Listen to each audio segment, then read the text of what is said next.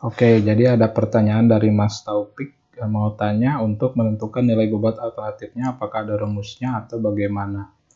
Nah, ini berhubungan dengan video saya yaitu perhitungan manual metode AHP.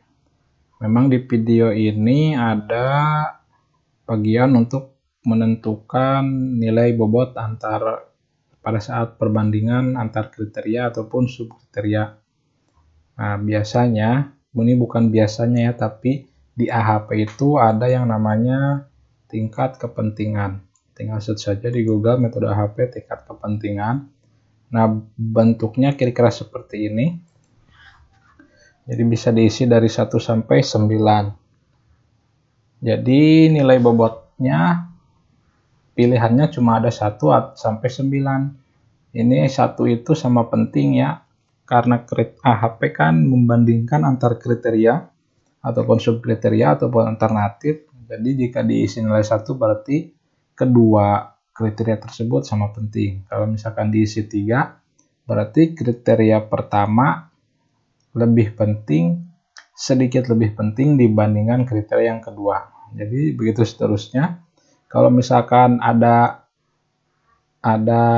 ini kan nilainya ganjil 1, 3, 5, 7, 9. Nah, di antara nilai 1 sama 3 ini ada nilai 2. Nah, jadi nilainya berdekatan gitu. Jadi kalau misalkan nilai 3 itu sedikit lebih penting, atau kalau 2 berarti enggak sedikit lebih penting tapi enggak sama penting juga. Nah, jadi kalau misalkan ada angka 2 atau angka genap itu nilainya antara angka-angka yang ganjil ini. Nah, jadi kira-kira seperti itu.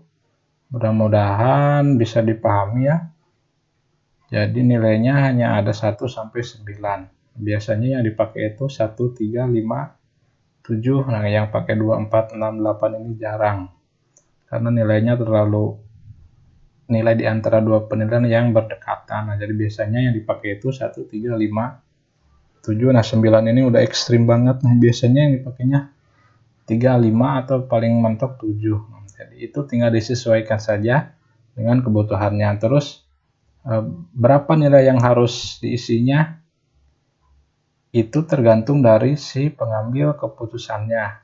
Jadi misalkan ada pengambil keputusan A itu kriteria 1 nilainya 3 dibanding kriteria 2. Nah, tapi kalau misalkan menurut orang yang kedua nilainya 5, nah, itu bisa aja ya, jadi nggak ada nilai mutlak, nilainya harus sama yang diisinya. Itu tergantung dari si pengambil keputusannya dalam menentukan penting atau nggak pentingnya antar kriteria.